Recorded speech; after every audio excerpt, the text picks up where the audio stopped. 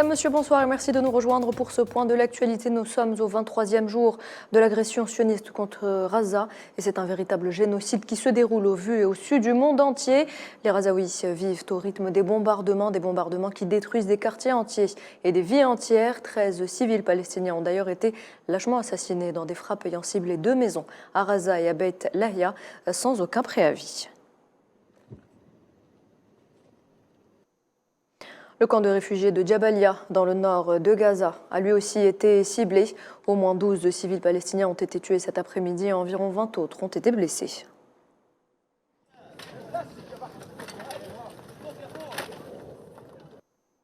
Et le nombre de victimes ne cesse d'augmenter. C'est un véritable nettoyage ethnique que subit le peuple palestinien. 302 personnes ont été tuées durant les dernières 24 heures. 56 massacres ont été commis, n'épargnant ni femmes ni enfants.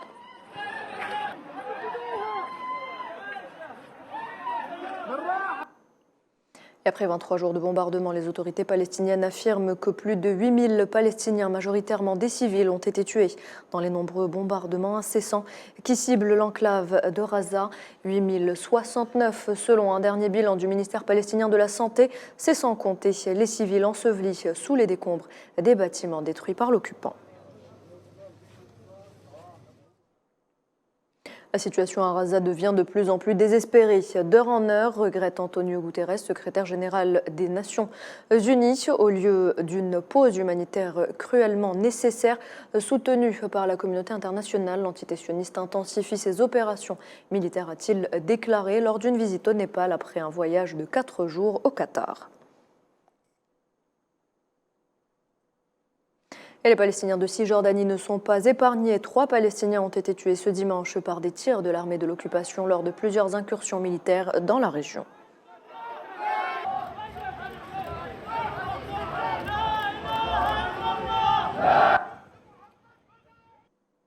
Les balles assassines de l'occupant ont également arraché à la vie le jeune Palestinien Ramah Jalal Bisharat. Le jeune homme de 32 ans a succombé à ses blessures après une incursion sioniste dans la ville de Tamoun, dans la province de Tubas, au nord de la Cisjordanie occupée. L'occupant qui poursuit sa politique de répression a procédé à l'arrestation de 1590 Palestiniens depuis le 7 octobre dernier.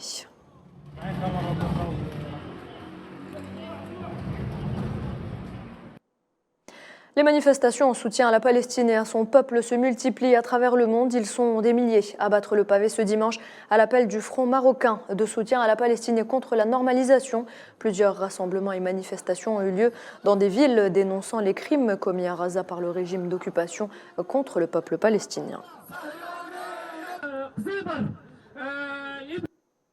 Et dans l'actualité également, le président algérien Abdelmadjid Tebboune effectue ce dimanche une visite de travail et d'inspection dans la wilaya de Djelfa, durant laquelle il a procédé à l'inauguration et à l'inspection de plusieurs projets de développement d'envergure. Parmi ces projets se trouve le centre anti-cancer réalisé en juillet dernier, avant le délai fixé au mois de mars 2024.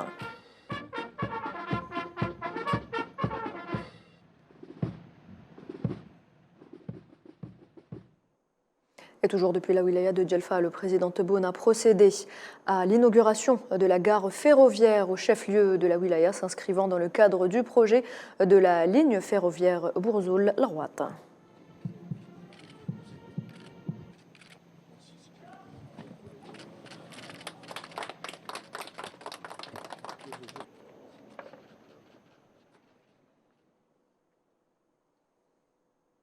Abdelmadjid Tebboune qui a également donné le coup d'envoi de l'opération de boisement de près de 400 000 hectares au titre du projet de relance du barrage vert.